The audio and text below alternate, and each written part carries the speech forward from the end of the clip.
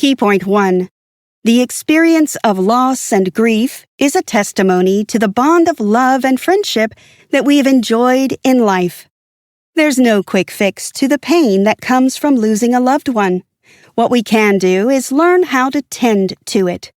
Dealing with loss supplies us with a special type of wisdom that can only be gained through experiencing grief.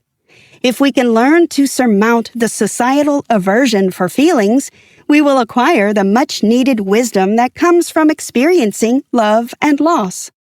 Our society teaches us to put a Band-Aid on the grief we feel from loss, but we need to let it train us to become better. Megan Devine, a psychotherapist with a decade of practice under her belt, learned this lesson from the sudden loss of her husband. Despite being a professional therapist, she found that helping those who suffer from the loss of a loved one is entirely different from experiencing it yourself.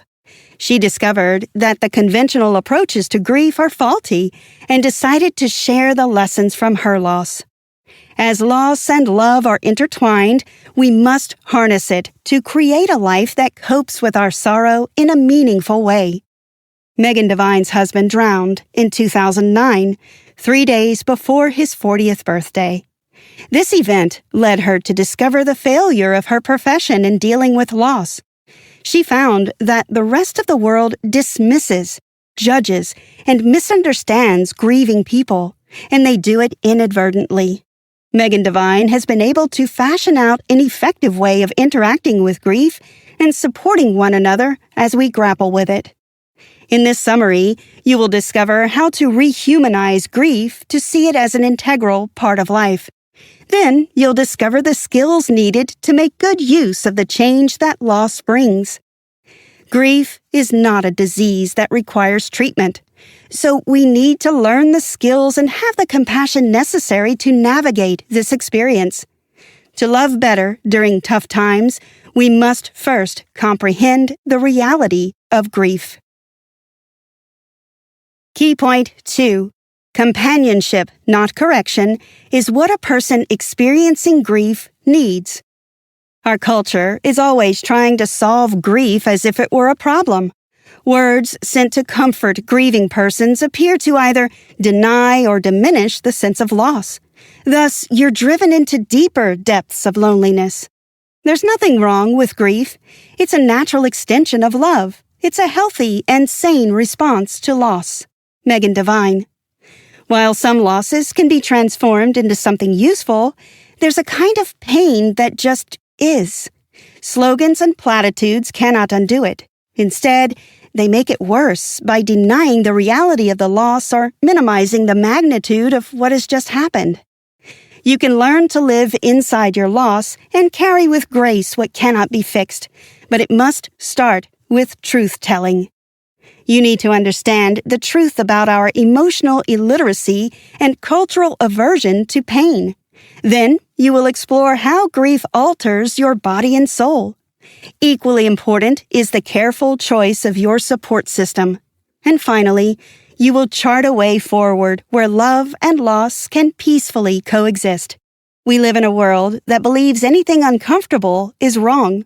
So professional and personal support for grieving people seeks to get them out of grief as quickly as possible. We need to switch to truth mode by admitting that some losses cannot be transformed into something useful, have no reason for happening, and do not have a silver lining. We should admit that loving each other suggests losing each other. That's when we will begin to learn how to live with the loss of someone we have loved. We need to learn how to lose just as much as we have learned how to love, instead of seeing loss as something terrible to be avoided at all costs. Survival after loss is not procedural. There are no stages of grief. Our lack of vocabulary for dealing with loss comes from our cultural roots. That's why people often impose a different reality on those who grieve, which differs from their own experience of loss. Choosing not to let people invalidate your grief makes things different, even if it can't make it right. Key point 3. People who seek to comfort a grieving person use words that do the opposite of their intention. Close friends and acquaintances want to provide support but lack the right words, so it's better to be quiet than to try to speak words of comfort. Most of the comforting words are dismissive of the pain. Consequently, those trying to help feel frustrated by their unsuccessful attempt to provide comfort. Comforters fail at providing solace because they see grief as a problem to be fixed instead of a natural response to loss. Sharing stories of loss is a common way of offering support, but it may not always be effective, as each loss is as individual as the love that came before it. That your husband died, too, does not mean you can fully comprehend this loss.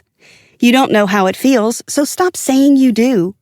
While sharing stories of loss can be helpful at the right time and place, they're not appropriate in the early days of grief. It only leads to grief competition to see whose pain is worse. Every loss is valid and should be honored, but it is wrong to compare one form of grief with another. Feeling better doesn't come from comparison.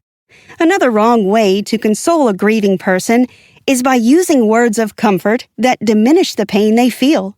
Comments like, "She wouldn't want you to be sad," have an implied second half that makes the statements horribly wrong. The second half is, "So stop feeling bad." Thus, the statement is taken as, "She wouldn't want you to be sad, so stop feeling bad." Some words of comfort also suggest that the loss was necessary and has a greater purpose. Whatever lesson loss has to teach could be learned through many different means. You can choose to build wholeness on top of your grief. That's a choice you make, but you didn't need the loss to make that choice. Saying you needed the loss to grow is an indication that you were powerless or guilty of something before the loss. That's why words of comfort feel so bad that you begin to second-guess yourself. Key point 4. Our culture's grief illiteracy makes the already painful period worse. Therapists have been trained to see grief in pathological terms. It's seen as a disorder, a response to a difficult situation that shouldn't be allowed to linger. People see happiness as healthy and sorrow as unhealthy. Thus, they construct words that are intended to get you to your happy place. Sadly, these words have an impact that's opposite to their intention. Doctors classify persistent grieving that goes beyond 6 months as a disorder. Therapists diagnose and treat grief wrongly because they expect patients to follow the 5 stages of grief model by Dr. Elizabeth Kubler-Ross. She published this model in 1969 in her book On Death and Dying. Eventually, Kubler-Ross decreed the misapplication of her model as a linear and universal procedure for dealing with grief. Her goal was to validate the experience of grief and not to linearize it. There are no stages of grief. There are just manifestations of grief that vary from one individual to another.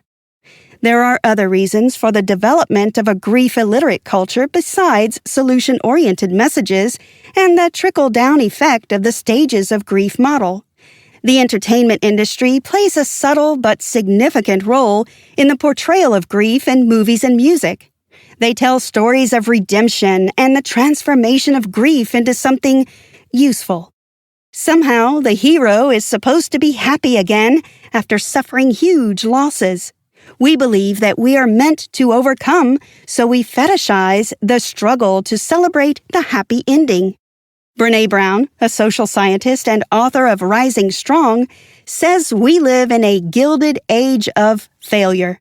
The effect of this ideology on grieving people is that they are considered abnormal when they don't enact the storyline that says adversity is meant to be overcome. There's a need for a new cultural narrative that reflects the truth that unredeemable grief exists in the world, and we are to learn to carry it rather than surmount it. Key point 5. Bearing witness to your grief is the middle ground between being eternally broken and completely healed. We've seen the cultural roots of grief avoidance and how they put a gag order on telling the truth about grief. Tending properly to grief requires working towards the midpoint between denial and doom. That midpoint is where we experience the full breadth of grief as an extension of the love that preceded it. To bear witness to your grief is to choose to embrace it as one of the mysterious aspects of love instead of trying to master it. When you allow grief to exist, you'll find beautiful ways to tend to it. Stop resisting the pain so that you can gain the freedom to love and reduce suffering. We can act with self-compassion and extend the same courtesy to others. We cannot change the reality of pain, but we can unfold the full expression of love when we include the loss of the object of love in our narrative. We need to express how we feel without having to defend our grief when people judge us for clinging to it. It will be easier on family and friends when they know they no longer have the role of solving our grief. All they need to do is help us carry the pain. It's an act of fierce self-love and tenacity to express your grief in a culture that is emotionally illiterate. With the right tools, you can chart your way to your middle ground. You no longer have to pretend you've mastered the pain or turn your back on your world because you're in pain. Grief can occur early or late. So many tools exist to deal with later grief, but very few address the time when your grief was so sharp. So it's okay to look for what works for you in the early days of grief. During early grief, one of the things that disappears is language. You can't find the words to describe what you feel. It's okay to acknowledge what you can and cannot do at this time. Key point 6. Acknowledgement of the loss is a powerful tool that helps you deal with the new reality. You can have a sense of normalcy during this abnormal time by admitting that this loss has happened. There's usually so much to do at this time: organizing memorials, planning the burial or cremation, writing eulogies, and responding to commitments that can't wait. So be willing to delegate because others can help you. You can handle whatever feels intimate and important to you on your own. Telling the story of your loss, whether verbally or through journaling, helps bring order to your mind during chaotic times. Everywhere you go, there are landmines that remind you of the loss. So allow yourself to take a break from interacting with people for as long as you need. Sometimes, it may be necessary to change your environment for a while. Practice self-kindness. Pace yourself, and do not follow any timeline to return to business as usual. Apply the vomit metric. When the thought of doing something like donating your child's clothes, removing the wedding ring, etc., makes you feel sick or break out in hives, then it's not the right time. Everyone grieves differently, and everyone has a different way they memorialize or acknowledge the person who is gone. Megan Devine. You're not obligated to remain at a memorial, even if you organized it or if it starts to make you feel uncomfortable. Respect other people's grief as well. They may decline invitations to memorials or choose to grieve differently. Kids approach grief differently than adults. To assist our kids, we need to discuss pain, death, grief, and love in age-appropriate ways. Family dynamics can become fractured. It's okay to be angry, but see emotions as a response to events. Repressing anger creates pressure that leads to toxic behaviors. Instead, have an ally who's willing to hear your anger. It could be a therapist or a trusted friend. Did you know? When breathing, making your exhale longer than your inhale can soothe your fight or flight response. Conclusion. Love is the way to reduce suffering. Embrace pain without being enveloped by it by connecting with a heart that loves. Separating suffering from pain provides healing and support in grief. Suffering comes when your pain is dismissed or judged. Pain is a healthy response to the loss of someone you love. When pain is unable to find expression, it creates an emotional backlog that creates more problems. Hence, instead of trying to correct or contain it, we need to tend to it. In grief, look for things that bring relief. Consider it an experiment to find what works for you. Keep a record of stressors and the things that bring relative calm. Things like self-compassion, the ability to respond to other people's poor behavior, validation, and feeling rested are signs of wellness. If you're part of a support system for a grieving person, avoid taking the grief away from them through unsolicited suggestions and advice. Allow them to tend to the pain instead of referring to the past or talking about the future. State the truth. This hurts. I love you. I'm here. Resist the temptation to try to fix the pain. Focus instead on how you can reduce the suffering. Remember, this is not about you, so develop the capacity to witness the pain. Instead of asking them to call you if they need you, tell them what you will do by making concrete offers, and keep your promises. Ultimately, show love.